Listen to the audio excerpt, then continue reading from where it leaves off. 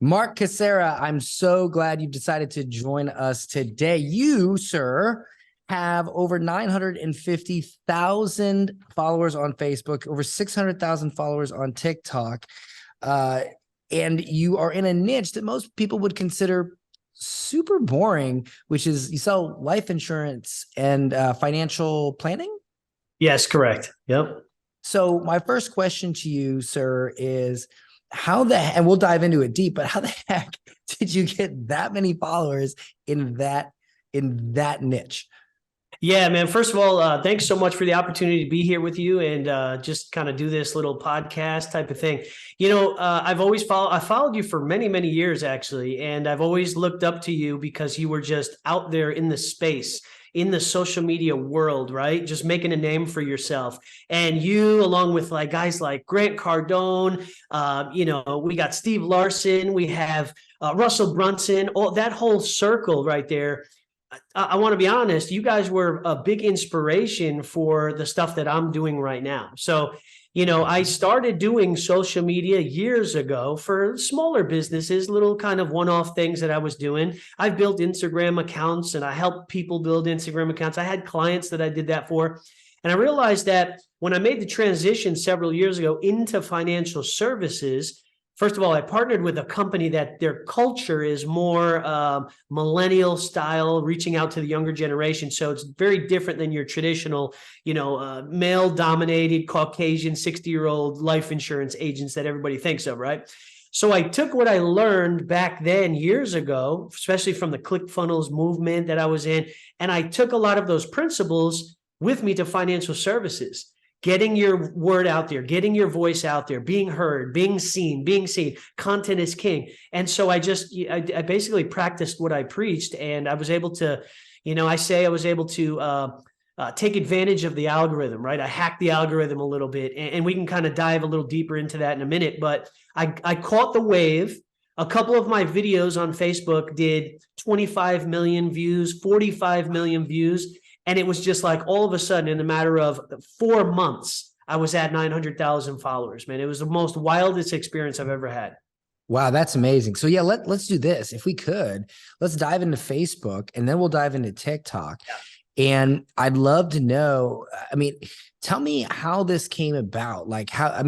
There are so many life insurance agents, so many, as I have my phone ring, there are so many life insurance agents and people that sell financial planning. There are tons, yet you, sir, have all these followers. And I imagine that it comes down to the type of content that you create. So what I'd like to know is what gave you the initial idea, the spark to like maybe it was your first video that went viral, where were you? What were you thinking? What idea popped in your head where you're like, oh, I should make a video on this, and then it takes off, or maybe it didn't take off right away. Can you kind of jump into how this sparked?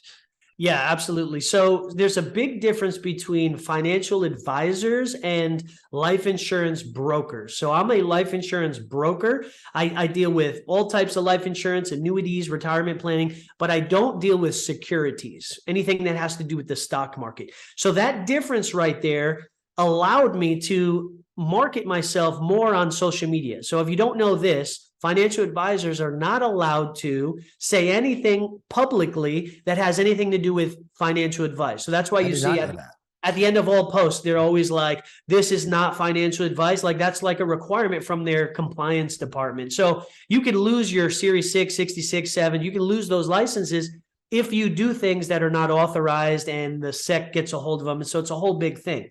So when I was getting into financial services, I said, I don't want to be, I guess the word, for lack of a better term, controlled.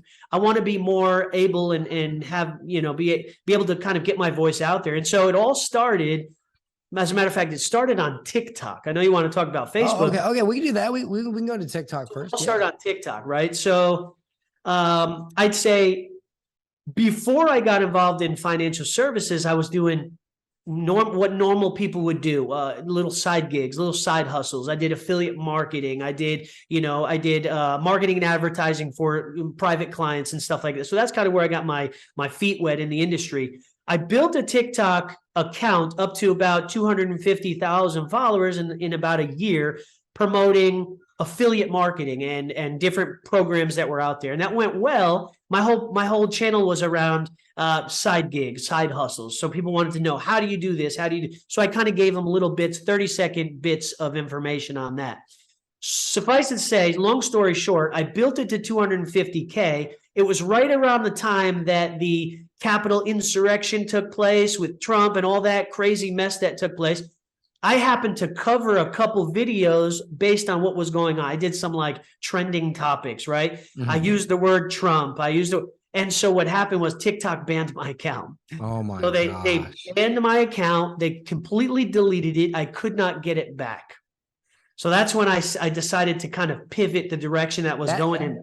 You know, that right there, I understand that the state, I believe the Chinese own TikTok. Yes, correct. Yeah. Yes. But like it's amazing. Company, but yeah. But that doesn't just happen on TikTok. That happens on Facebook, Instagram. It's amazing. We live in a world where just by talking about something that people don't like, if those people own a platform and they have a certain political opinion and they just don't like it, they ban you. Like the fact that that's even allowed blows my mind. I mean, I know it's a private company, but you know, at a certain point, I feel like every company that has a certain amount of reach should be held to a certain standard, just like they have regulations for things like that, like monopolies and stuff like that. You know, if you're so popular that you can influence elections, you should not be allowed to censor people to that degree. That's just my personal opinion. But that sucks, man. Yeah. That really sucks. So it wasn't like I was even promoting the guy, right? I'm like in middle of the road when it comes to, you know, my political persuasion. You know, I do what's best for the country, right? So I wasn't promoting Trump. I was doing like news anchor types. So I was like, this is what's happening. This is happening, right? So anyway, they banned my account. I had to start from scratch. Wow. So I lost all my followers. So this brings me to the point of, you want a pro tip, start collecting emails right away. Don't wait until you have 1 million followers to start collecting emails. So I didn't do that for the first round. When I started my second account, I immediately started getting my funnel set up, and we can dive into that later, but I started collecting emails. I started offering, you know, a lead magnet for people's email. So I have a fairly large email list right now that I'm able to distribute content on as well. But I started from ground zero. I built the account up 250. I hovered around 250 for a couple months. The algorithm, it was kind of like adjusting. And then all of a sudden it took off. I hit 600K. Now I've hit a plateau on TikTok right now with 600K though right now. Let me interject here and ask, you built an account up to 250, then you build this up account of 600K, but how? Like, what is it that you figured out? Because dude, I post stuff on TikTok all the time. It does not get millions of views. It gets a few hundred views, or maybe a few thousand views, or maybe at most 25,000 views. You know, and to me, like many people watching this, you know, I feel like I drop valuable information, you know, stuff that people have paid for me before and went out and made a lot of money. But for some reason, the way in which it's said on TikTok, they don't seem to care. So can you give any advice on like how to take what's in your brain or what you know, or maybe just reporting out whatever it is, and format it in a way that it actually will take off on a platform like TikTok? Yeah, man, it's definitely a science, right? It's an art. You got to figure it out, right? You got to figure out the inner workings of the algorithm. The biggest thing for me, and I say us because I actually have agents that I'm training to learn how to do this as well, to leverage, you know, social media. The biggest thing in the beginning was, you know, I always remember what Russell Brunson told us in one of his programs that he did is about, you don't have to know the entire book. You just have to know a few pages more than the average Joe, right? To be considered the, you know, the authority in the space, the expert in the space.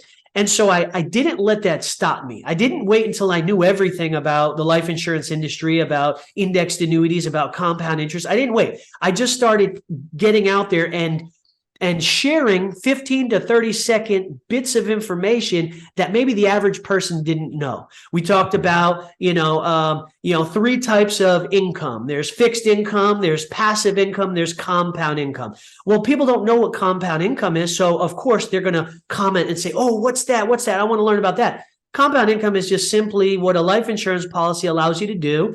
It just builds with compound interest. And you can do that in different areas of the investment markets and stuff like that. But I did little bits of information that triggered people's emotion to want to either share it, comment, or learn more. What made it shareable? Like what was the format that you used? I imagine you have a formula, right? That you repeat. Yeah. How would you structure that? For, like, let's say somebody else is not talking about, like, for instance, let's take me, for instance. I normally talk about things like sales, marketing, or making money. And I also understand that I probably need to widen my content to be wider. You know, I remember I talked to Grant Cardone. He said in 2016, he stopped talking about sales and overcoming objections, and he started talking about getting your money right and leveling up and stuff. And so I've always, I've been more of a direct response marketer. So widening my language has always been a challenge for me. But for somebody like me, how would I make a TikTok that blew up? And like, what would the format be? Would I start with a hook and then give 3 tips and then end with a CTA? Like, how does that go? Yeah. So you want to get technical, right? You want to dive into the nitty gritty. I want to dive into the nuts and bolts. I want to dive into the atoms that make the nuts and bolts. Absolutely. Yes. I get it, man. So the simplest way I can explain it is absolutely right. Like you just said, you have to have a hook. The hook has to be a trigger emotion in the very beginning. Like, for instance, 3 ways to set up your kids to become a millionaire. I'm going to give you 3 ways to set up your kids to become a millionaire. Here's step 1, here's step 2, here's step 3, and then leave a CTA at the end, leave a call to action, right? So you got the hook, you got the pieces of information or the solution to the problem, and then you have a call to action. You always have to have a call to action because people are, I hate to say it, but their attention span is that of a goldfish nowadays, 7 right? seconds. With all these short form video platforms that we're on, if you don't find interest in the first 2 seconds, you're gonna flip to the next video, right? So what should you include in your CTA? Should you just tell them to follow, or what do you tell them? So in most of the platforms that you have out there, you have a space to provide a link that will lead people to the next step. And so I think you have to have a professional account with TikTok. Instagram, I believe you can always have a link in there. And then, like Facebook's a little more difficult. But let's just use TikTok. You have to have, I think, 1,000 followers. You have to have a certain amount of watch time before they allow you the link portion of the profile. So the link for us in the very beginning was like a link tree or something. Link in bio? Link in bio, correct. Okay, so you wouldn't say click the link in this video. You'd say check my link in bio. It's platform specific. So TikTok does not allow clickable links in the comment section or the description of the video. You have to drive that traffic to the link in the bio. So as kind of just a general rule of thumb, I tell everybody to go to the link in the bio, except for Facebook, because on Facebook Reels, there is no link in bio. You have to dig 3 steps down to get to somebody's platform. So on Facebook, you can actually leave a clickable link in the first comment section. That's where I drive people's attention. Click the link in the first comment section to learn more. TikTok, it would be click the link in my bio section to learn more. And what's the link? The link would be a simple funnel, maybe a 2-step funnel, right? To get the email or whatever. But you don't, I see a lot of people that say follow, like that Erica, I forget her last name. She's the lawyer, and she's she gives some lawyer advice, and then she's like, I read the fine print so that I'm a lawyer, and I read the fine print so you don't have to. That's why you should follow me or whatever, and points. So are you saying that promoting them to click your link in bio to give them your email is fine and they'll still follow you? Or did you tell them to follow you in the beginning, or do they just follow you naturally? How does that work? Yeah, so here's what I've realized. It doesn't matter the amount of followers you have. It matters what matters is the amount of people that take action and click through to your link or your service or your product that you're providing. I can have 1 million followers, but if my conversion is only 1% of that, it doesn't matter that I have 1 million followers. Here's what I've learned on TikTok. Your videos constantly go in front of new eyes. You're less likely to go to the people that follow you than you are to go on the For You page. The For You page is where new people see you. So the way that TikTok works, maybe a lot of people don't know this, is the first 10 seconds of your video, the first 10 minutes of your video that it's live, TikTok's going to splash it in front of a new audience. If that new audience picks up on your content, clicks through, likes it or hearts it, then they're going to push it through to another level of audience. If that audience continues to do, so it's kind of in levels and tiers that the algorithm works off of. If that video gets traction, then that's how that video goes viral. But if in the first 10 minutes, your video doesn't get a lot of traction, that's why you get no views. So I think that all comes back down to the very beginning. Have that really strong emotional driven hook. Everybody wants to be rich. Everybody wants to make more money. So for us, it's a little bit easier, right? Maybe not everybody wants to be a sales guru or sales beast or learn how to, right? It's just a matter of different audiences. But if you really go down to the basic necessity of everybody, they want to be wealthy, they want to be comfortable, they want to make more money, they want to provide for their family. So in the financial services realm, we use that to our advantage. Not to manipulate people, but to say, hey, we can show you how to create more passive income, to set your family up for success, to guarantee that you have income for the rest of your life. These are certain products that we offer, but we're telling them about the solution, not necessarily about the product. So we're telling them about the benefits of the product more than just, this is what we sell and this is how you can. Does that kind of make sense? You're triggering that emotion for people. Well, let me ask you this. In my space and in a lot of people's space that sell, like, see, in the weight loss space, it's pretty easy. It's like, hey, here's how I lost 50 pounds without doing cardio. Step one. Like, it's easy, right? And it's wide. And I mean, there are so many people out there that need that. But in my space, you know, like I sell marketing courses. I sell a certification program on how to become a salesperson so you can make big commissions. And we also manage sales teams for anyone that has a remote sales teams, like, you know, online coaches, solar companies, anybody that has a remote sales team. So these are some things that I sell. And so to me, it's like, okay, when I'm going to make a TikTok, you know, if I start talking about like, I know that if I start saying, here's how to structure a morning meeting with your salespeople and 3 key things you need to know to make sure they maintain a high close rate, I don't think that's going to take off because it's just so specific. So how would I take what I know and what I do, or, you know, or anybody that takes something so specific and turn it into wide content that attracts the masses? Like how, you know, it's difficult for me because I've always been a direct response marketer. So I'm like, I talk about this, I attract the exact customer, I make the conversion. How would I widen something like that? Yeah.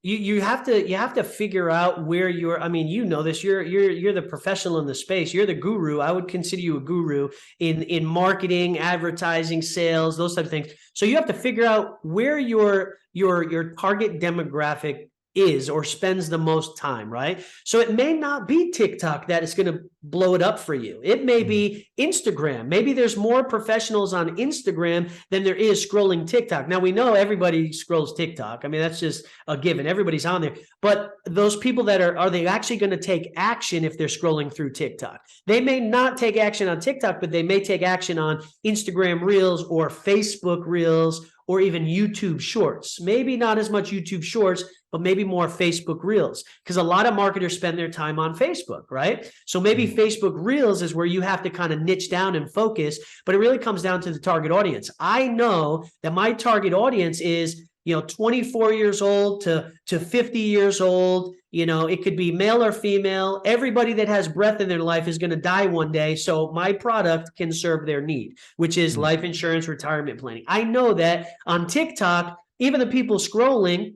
you know, the primary kind of demographic on TikTok is anywhere between, it used to be younger, right? It used to be like teens and teeny boppers and like, you know, millennials, but now it's the slightly middle-aged generation. So I know that's a good target audience for me. But like, you know, like you said in the beginning, you have to maybe broaden your reach a little bit by using different tactics. Like Grant stopped talking about sales. You need to stop talking about, you know, structuring your office meeting and more talk about, do you want to, you know, set yourself up for success in the future? Here's 3 ways, you know, you can do it. You know what I mean? Maybe kind of dumbing it down in a way. So I guess for me, the 2 issues I have with that, and maybe you can clarify for me, is number 1, it kind of sounds like an advertisement.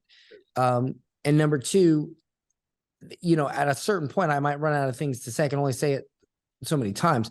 So like, what about, I mean, is there any value in like you mentioned Russell Brunson in being a curator. Like I can tell you a ton of business lessons I learned from, and success lessons I've learned from reading books about Steve Jobs, books about, you know, just business and life in general, like Atomic Habits, you know, a lot of these more wide things. I mean, you know, like for instance, I was just reading Innovation Secrets of Steve Jobs, and there was a great, an amazing segment in that book where it talked about how, you know, anyone can be an innovator. Not everybody can be an inventor, but anyone can be an innovator, because all an innovator does is take two things that are unrelated and uses something from an unrelated thing and puts it with this thing. So when he created the MagSafe connector for laptops, he went to, I think it was Japan, and he noticed that Japanese rice cookers had a magnetic power cord, because if somebody spilled the rice cooker, especially if a child tripped over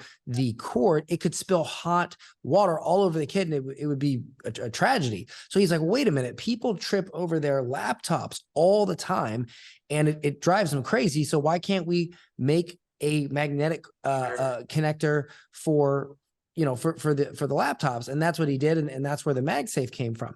So what about sharing stuff like that? Is that, do you think that is a viral thing, or is that just more boring? Yeah, no, absolutely. So that brings me to one of my strategies as well. So my accounts, my TikTok, my Facebook, they're not all about life insurance. Like a lot of my videos are like, we're talking a lot about this whole FTX thing that's taken place, right? Mm-hmm. The big, you know, $40 billion that was lost in the market because this guy went bankrupt. So what we do is we take the position of, you know, I am a business coach, not just necessarily a life insurance agent. So I don't brand myself as a life insurance agent.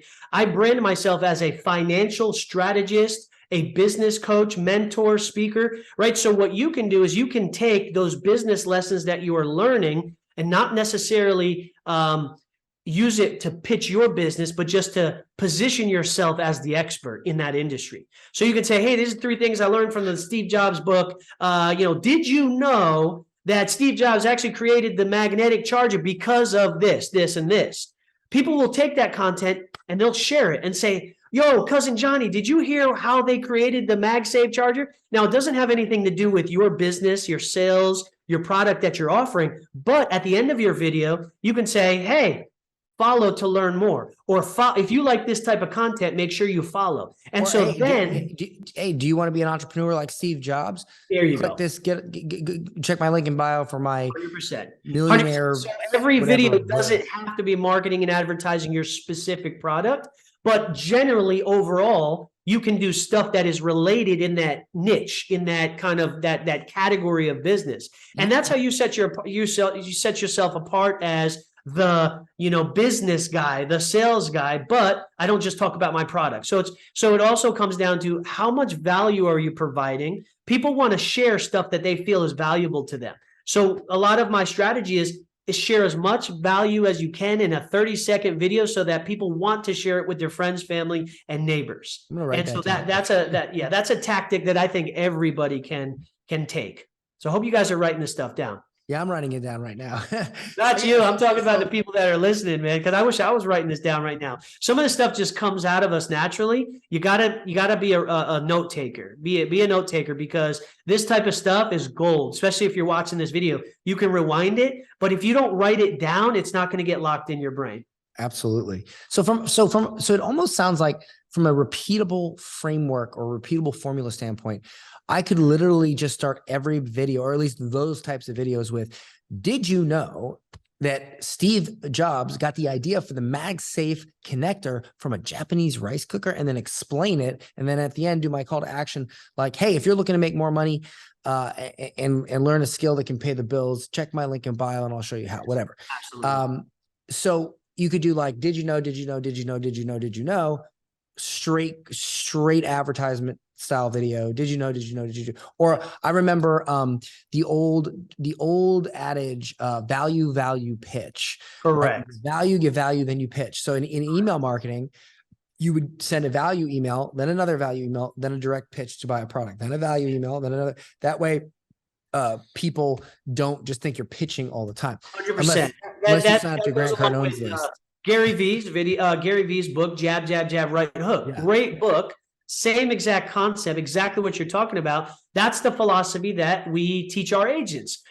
Because you don't want to look like a walking, talking sales billboard. You know, your social media doesn't want to be a spammy, you know, magazine. You want to be, what type of post can you provide that is value, that is beneficial to your reader or your viewer, that they're going to take away a nugget, they're going to take away something that they can add to their quality of life, and they're going to want to share it with other people. So we do the 4-to-1 ratio: value, value, value, value, and then the last one, I'm sorry, value, value, value, and then the last one is the pitch or the call to action of your product or service. Absolutely. Yep. Absolutely. Great point. Absolutely. Great point. So back when you were talking about your videos, it doesn't all have to be did you know, did you know, did you know? You can do a did you know? Did you know? You can also do a what if I could show you? You can do a would you like to be, right? You can kind of set that. You're almost like what is it called? Your vision casting in your short form video. Wait, so you said, did you know? What was the second one? You know, what if I could show you? And then the last one is something like, you know, would you like to learn, right? Because you want to get their permission. You want them to buy into it within the first couple seconds of the video. Well, everybody loves learning. They go to TikTok because they want to learn things. Well, most of the time, unless you're, you know, shaking your rump and, you know, you're looking for other things. But most people that go to YouTube TikTok's considered more of a searchable platform now than YouTube is, believe it or not. And so people will go to TikTok and type in things that they want to learn about, even though it's 15 to 30 seconds, 60 seconds max. Well, they just started rolling out like 3-minute videos, but not too many people are using those on TikTok. Okay. Okay. Awesome. Awesome. Awesome. This is really good stuff, man, because, you know, if you just would repeat this, did you know, what if I could show you, would you like to learn? Yeah. And I mean, you could almost do the same video 3 times. Oh, absolutely. Yeah. Because that's the other thing I learned from Grant Cardone. He said, nobody's seen it. He's like, just post it again, send it again. True. Nobody's seen it. So true. You know, what's funny though, when we talk about the value pitch is I signed up for his email list just to see what he was doing. Dude, it is not value pitch. It is pitch. It's just straight pitch every email. And you got to think the guy literally makes more money than any of us. Right. He's made $1 billion company out of selling info products. He doesn't care anymore. He's just like, you need my product, buy it. That's it. Buy it. I love it. I'm almost going to think about trying it because if you really think about it, like everybody in the industry tells you don't do that. So nobody does it, but he's like, nah, well, do it, you know? And so it's like, maybe I should do it, you know, because if you think your product's great, you should sell it. The cool thing about this type of marketing is you could reinvent yourself every week, right? You can try a strategy one week. If it doesn't work, cool. You try a different strategy next week. And I think that is part of the process of testing and improving, testing and improving, testing and improving. For the first 6 months, it was 3 to 5 videos a day, religiously testing and improving what works the best, and then figuring out what works, and then going with it for a little while until the algorithm changes, and then you got to start from scratch again. Speaking of that, if you were to look back at your videos and you were to look at the most successful ones, the ones that for the most part continuously like worked, right? What element or what things did you do in the videos that, like, what do they have in common? All your videos that really took off, what do they have in common? Information that people didn't already know, or they knew it, but it wasn't put together in one video. So for instance, I did a video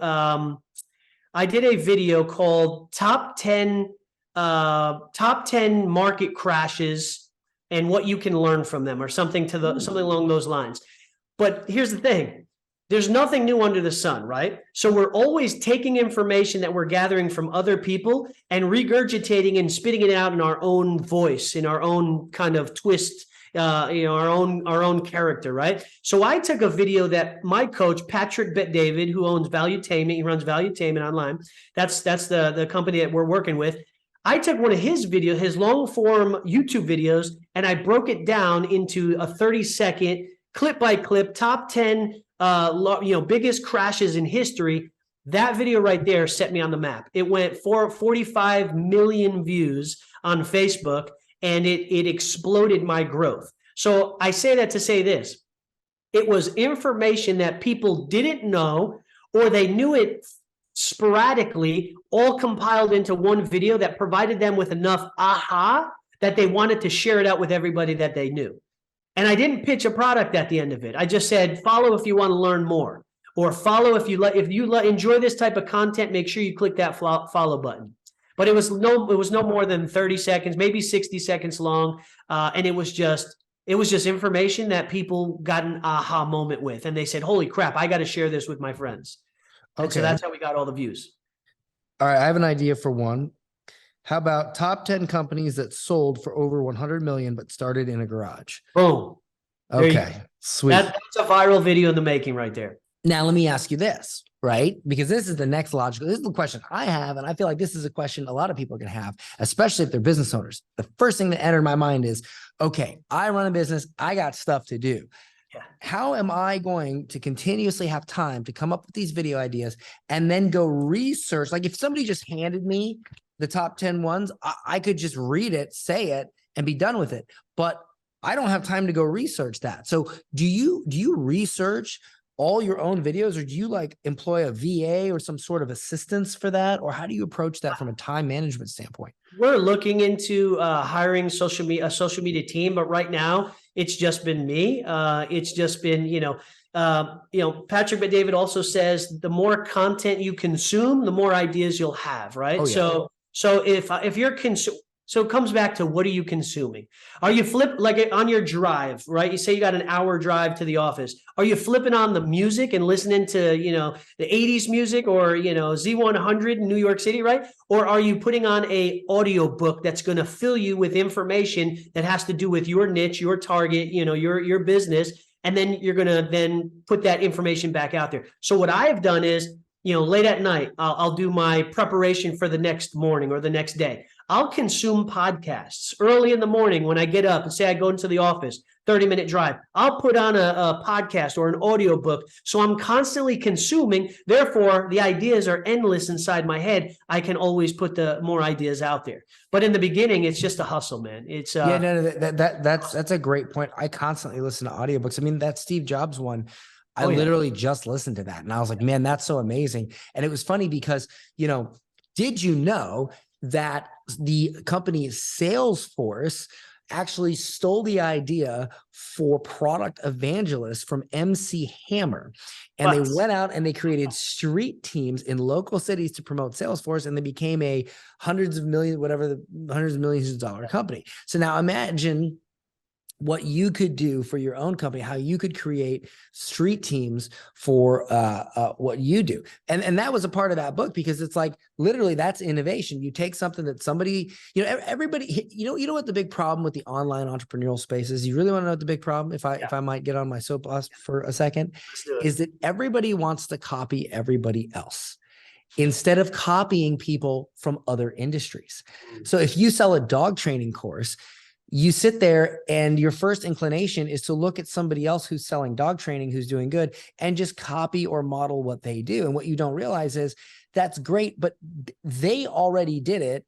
And yeah, you'll probably make some money, but what the people that are making the most money, they're not doing that. They're looking at how a different business, how a different company that has nothing to do with them, how they grew. And then they're applying that to their business, because then they're tapping into something that works and that none of their competitors are doing, instead of just copying what's already been done. And so that's, that was an example of that.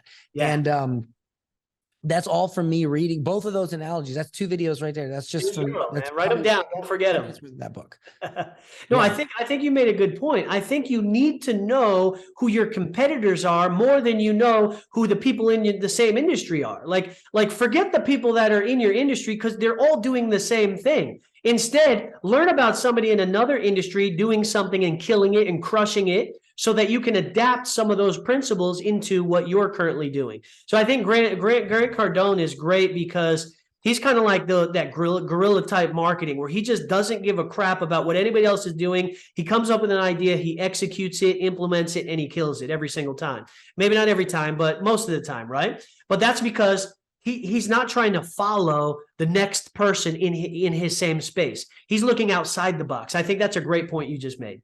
Yeah, yeah, I appreciate that. Yeah, I mean that's just what I see a lot of people doing, and they could be doing it differently. So let me ask you this. So we really covered TikTok, and let me ask you just one more quick question on TikTok, and then I want to move to Facebook. Sure. In terms of how you edit your videos and how and graphics and things like that, are you like how important is that? What do you your most successful videos, are they heavily edited? Do you do captions? Like what from an editing standpoint, like once you've recorded the video, I mean, do you record them on a DSLR? Do you record them on your phone? Like give us an insight into, is that really necessary? And if it is, what is necessary? Yeah.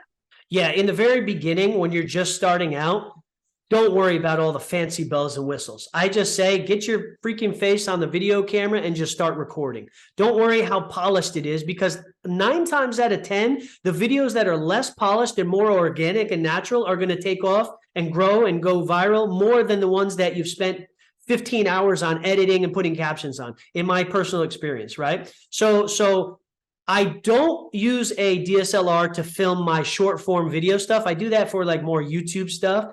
But I just use my iPhone. iPhone is the most powerful tool you have and in existence right now. It's more powerful than the NASA, the computer that they, put the first shuttle in space with, right?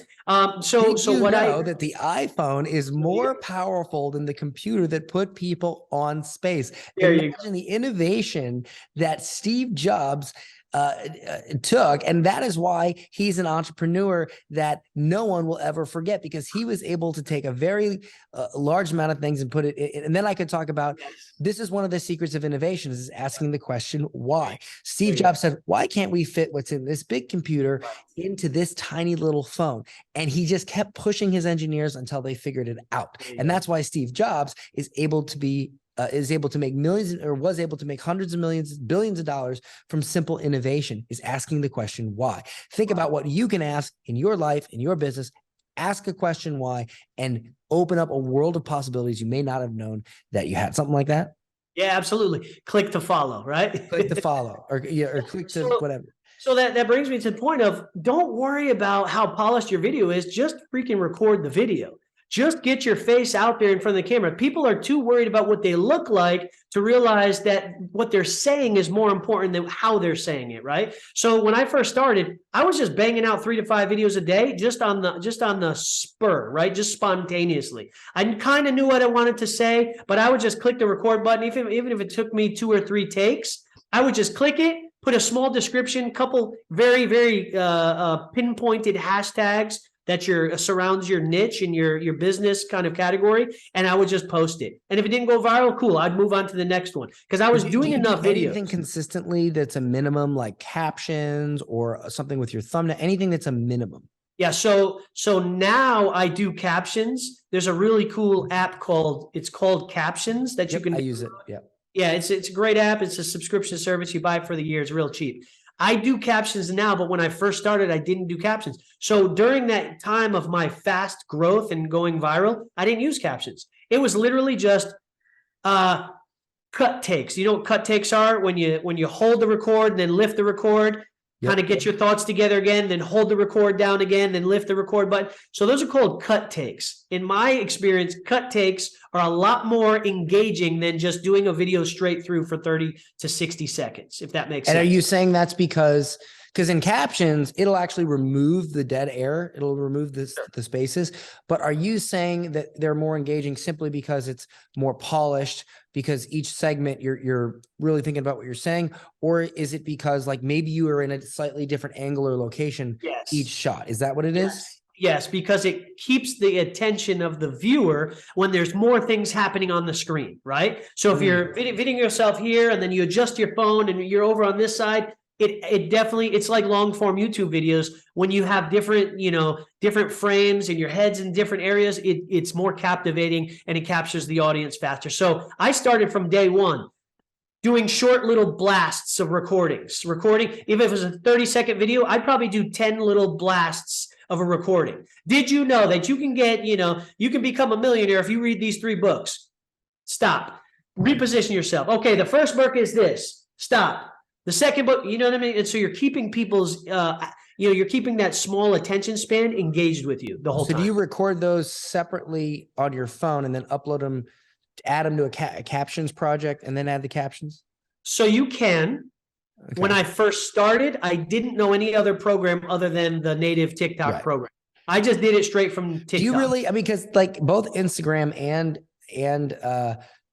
TikTok have native caption transcriptions.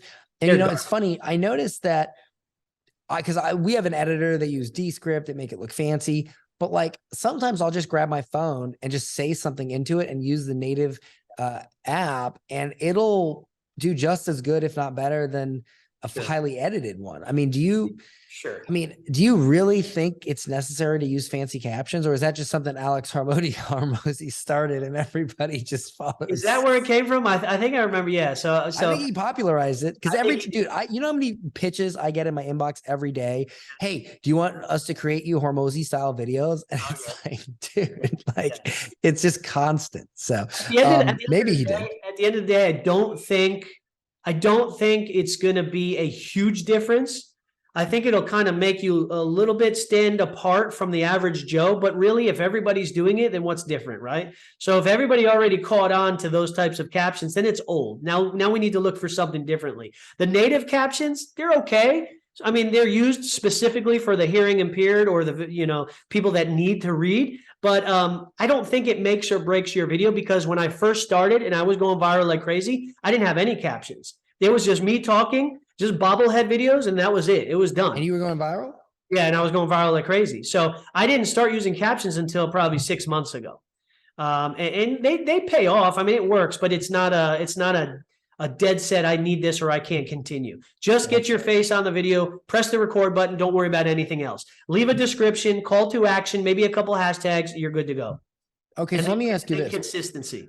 That I think we really covered a decent amount of TikTok. I mean, dude, this has actually been super helpful. I mean, I almost feel like I got this interview just to get some free coaching.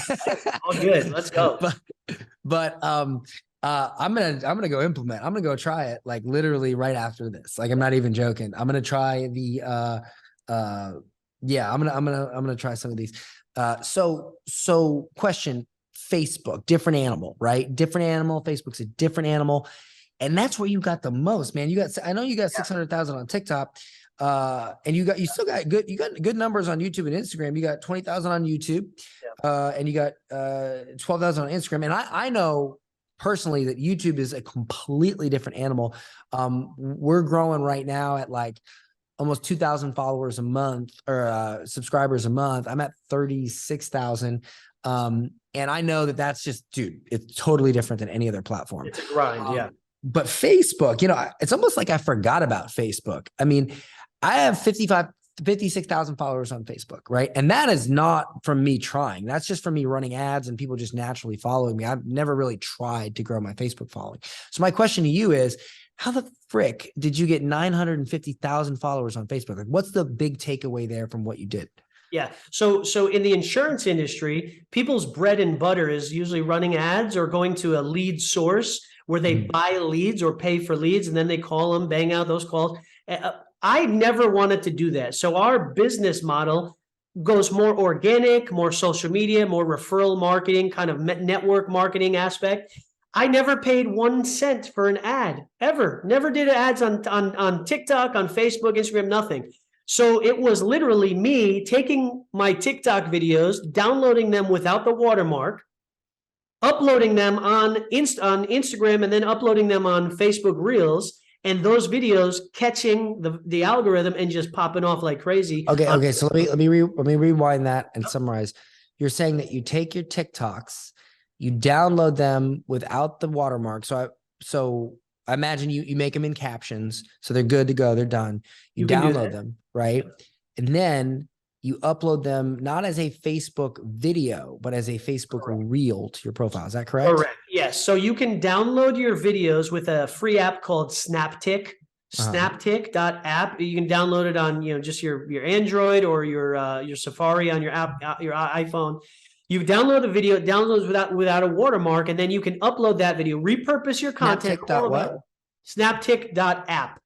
snaptic.app, and they have a couple different versions. They have one for Facebook Reels, one for Instagram Reels, one for TikTok. They're all free, but they run a lot of ads. So just be aware there's going to be a lot of ads.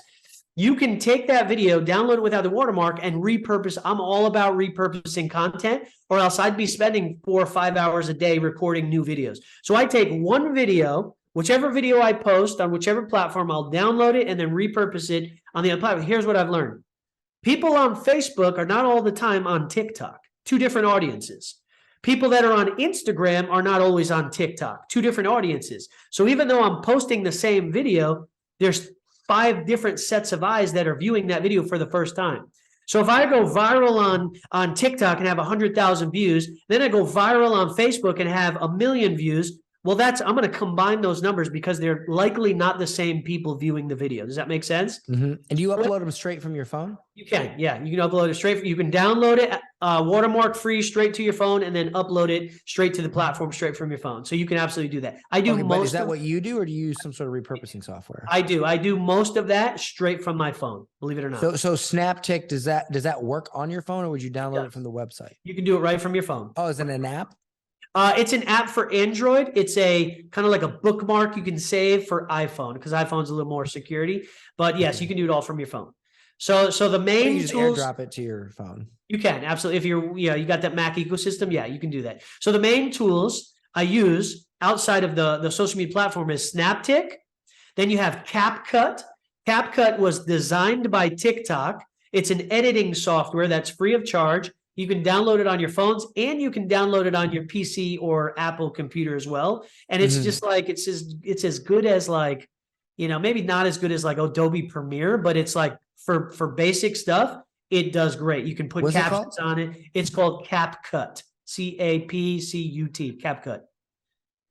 And so ByteDance actually created it. TikTok created it. It's probably just because they want to data mine more people, So if you're into that thing and you're freaked out about that, you may not want to download that. But you can download that and start editing your videos from scratch right from your phone. I don't use much software from my computer unless I'm doing like long form YouTube stuff. So yeah, just repurposing, man. I'll take a video from TikTok and I'll spread it across TikTok. I'll upload it to Facebook Reels. But here's the caveat with Facebook Reels. You have to have the professional profile. So it's in beta right now. Facebook hasn't rolled it out. Hold on. Let me add some clarity here. Is this your Facebook business page, or is this your Facebook? It's my personal profile. Okay, cool. Personal profile. So Facebook is rolling out a beta program called Professional Profiles. So you can they'll just pop it up one day and you just have to opt in. You'll just accept it. But you don't always get it if you're not too active on Facebook. So if you want that to kind of, pop up on your screen, you got to get a little more active on Facebook. There may not be the ability to even do Reels unless you have the professional profile. Yeah, I signed up for it. Yeah, because I think when you use repurposing softwares, a lot of time it doesn't post them as a reel. It posts them, or like the meta scheduler for your business page. We notice it's posts them at videos, not as reels. Posts at videos. And although videos can do well, right? They're not as viral as the reels. See, here's the thing: Facebook wants to take a large audience from TikTok. Facebook's in competition with TikTok. Facebook's in competition with YouTube Shorts. And so they're competing which algorithm can perform the best to draw the most attention. So during a 4 to 6 month period, Facebook's videos were going crazy. I was getting 20 to 45 million views on some of my videos. That's what really drove that traffic to my personal profile. When you have that professional profile on your personal profile, people can opt in to follow you rather than just friend request you. So that's that follower thing that TikTok has, that Instagram has. Facebook was pushing that feature out as well. So let me ask you this, just for the people out there that may be really new to this, can you post a reel? Well, I got a couple questions here, rapid fire. Can you post a reel on Facebook without your phone? Can you do it from your desktop, or does it have to be from your phone? You have to do it from your phone. On both business and correct. Okay. Correct. And then are you even bothering with the business page, or you're just going straight for the personal? I'm not about business pages right now are pay to play. You don't get much engagement unless you're running ads to them. Got it. Perfect. Okay. This is good. And that's because Facebook's driving it that way. Facebook wants to separate the two, personal from business page. They'll allow people to continue to pay to play with business pages, but personal profile, that's because they want to compete with Instagram and Instagram, TikTok. I gotta say, if they can enable many, maybe they haven't, I just haven't noticed it. If they can enable ManyChat for personal profiles, that would be a game changer. Yeah. That would be a game changer, because I got a buddy who he's my personal trainer, and I taught him how to do some of this stuff. And ManyChat, you mean the where you can set up the automated, like, the automated messages and stuff. Gotcha. Yeah. And he did a video. I'm like, hey, make it, because he's a trainer. I said, dude, take your shirt off, rub some oil on you, and just stand there and show him how to make a protein shake without your shirt on. And he's like, really? I'm like, do it. And then at the end, say, hey, if you want to learn how to put on lean muscle mass, DM me the word transform. So he does it, and the freaking video gets like 1.7 million views. Wow. And people were DMing him like crazy. And just over the weekend, he made $3,200. He has a $300 program. He made $3,200. Nice. I helped him set up the program, the funnel, all that. And he made $3,200 over the weekend. And so, imagine though, if you could use a chat bot for that, so that he didn't have to manually respond, because at scale, that's going to be difficult. I've been looking for that for years, and Facebook is they're so like uptight about anything automated on your personal profile. But I agree, that'd be a game changer. Absolutely. That's where you got to maybe hire a VA to kind of go through your DMs, but then you're given access to people, it just gets a little hairy, Yeah. Awesome, man. Awesome. So really the whole strategy, from what it sounds like, it really just revolves around you making good short videos. You post them on TikTok, and then you just repurpose those on Facebook. And it just sounds like that you grew faster on Facebook due to those reels. I mean, that's honestly pretty incredible, man. Like, I mean, it just sounds like if you just focus all your efforts on that one thing, then you're good to go. Yeah. And at the end of the day, guys, just remember, you can have 1 million followers, but it really comes down to conversion, right? Are you converting those followers? Are you capturing their email? Are you converting them into clients, right? So our success story is, we're one of the top producers in our company. We just received a Mont Blanc pen for writing over $1 million in annuity sales. We're like, it's called the $1 Million Annuity Round Table. So we're like, it's an elite, kind of like a master, master of business, inner circle of our industry. And so we've made, almost $250,000 over the last 12 months, strictly organic, never ran one ad. And it's all been because of short form video and social media. Dude, that is an incredible story. I mean, I think we covered a lot of value here today. That's a lot, man. I have stuff right now that I can go and do and use. And this has been just an immense amount of gold. I'd love to have you on again sometime. Maybe when you're in Florida, we can really sit there and dig in. But this was great. This is a lot. I appreciate it. Where can, in case people need to get some life insurance or financial planning, where can they find you? Yeah, absolutely, guys. You can find me on TikTok, money.smart. Instagram is money.smarts with a Z. And then obviously my Facebook page is just my name, Mark Ksara. Go ahead and follow me there. Shoot me a DM. I respond to all my DMs, especially on Instagram. It's probably a little easier. And I'd be happy to sit with anybody. Free consultations. We don't charge for anything we do. We're not financial planners. So everything we do is free of charge. We get paid on the back end through the carriers. But absolutely, I appreciate you, Dan. You've been a big inspiration to me over the years. And thank you so much for having me on your show. Hey, buddy, no problem. Thank you so much. I really, really appreciate it. And we definitely have to talk soon again. Appreciate it, brother. Thank you so much. Have a good one.